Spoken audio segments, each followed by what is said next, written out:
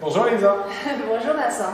Est-ce que tu peux te présenter s'il te plaît? Oui, bien sûr, je suis Lisa Paoli et je suis la directrice du Musée d'Art Classique de Mougins. D'accord.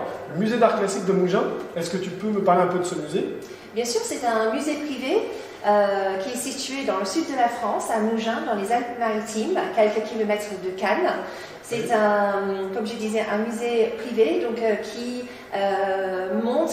conserve la collection privée d'un collectionneur britannique. Et le concept particulier avec le musée d'art classique de Mougins, que ça mélange des œuvres de l'Antiquité, donc que ce soit l'Égypte antique, Grèce ou Rome, avec des œuvres néoclassiques, modernes et contemporaines. Ah d'accord, c'est original. Et donc, tu as dit que c'était une collection privée. Est-ce que tu peux en parler un peu plus du collectionneur et de la collection en elle-même? Bien sûr, comme je disais, c'est un collectionneur britannique qui s'appelle Christian Levitt. Christian Levitt est passionné par l'histoire et par l'art, et donc qui a commencé à collectionner pour son propre plaisir au début. Et au fur et à mesure qu'il acquérait des choses, il se trouvait avec une collection énorme, trop grande pour mettre dans ses maisons. Donc oui. Du coup, il trouvait ça dommage de les laisser dans des réserves pas vues par qui que ce soit, même pas par lui. Et donc, il a eu l'idée de partager sa collection et du coup partager sa passion avec le grand public. Donc, il a acheté cette bâtisse, il a créé le musée et cette année, on va fêter nos 10 ans. Ah, c'est cette année les 10 ans? Oui. Oh, très bien.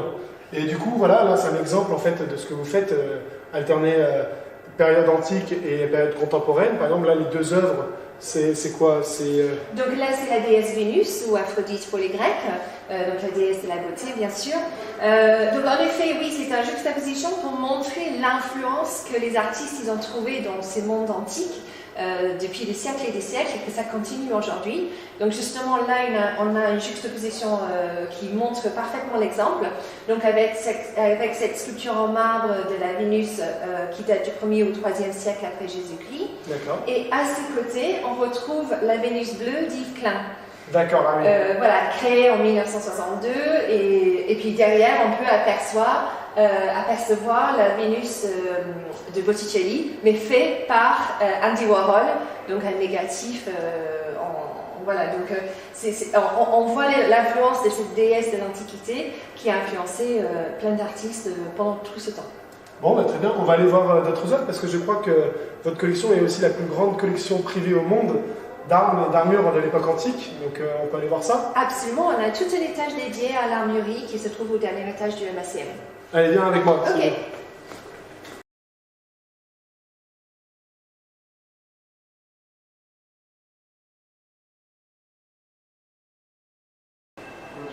Bien, bon, bah, on se retrouve devant une magnifique vitrine.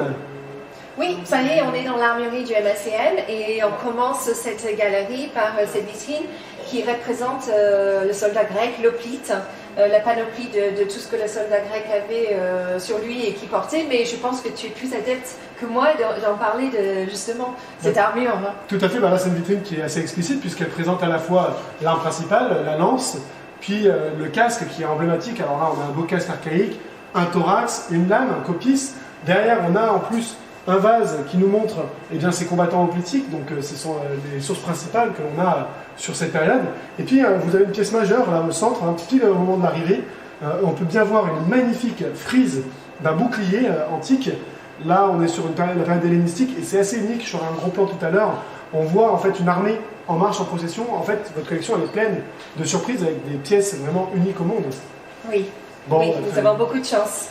Bon, bah, incroyable. Moi, je vous invite à venir visiter ce musée si vous passez dans le sud-est de la France. C'est pour moi un musée incontournable pour tout passionné de l'Antiquité, mais aussi d'art contemporain, puisque en plus en antique, on a à la fois de l'égyptien, si je ne me trompe pas, du romain et évidemment du grec. Tout à fait. Bon, bah, merci pour cette visite, Leïsa. Merci à vous. Au revoir. Au revoir.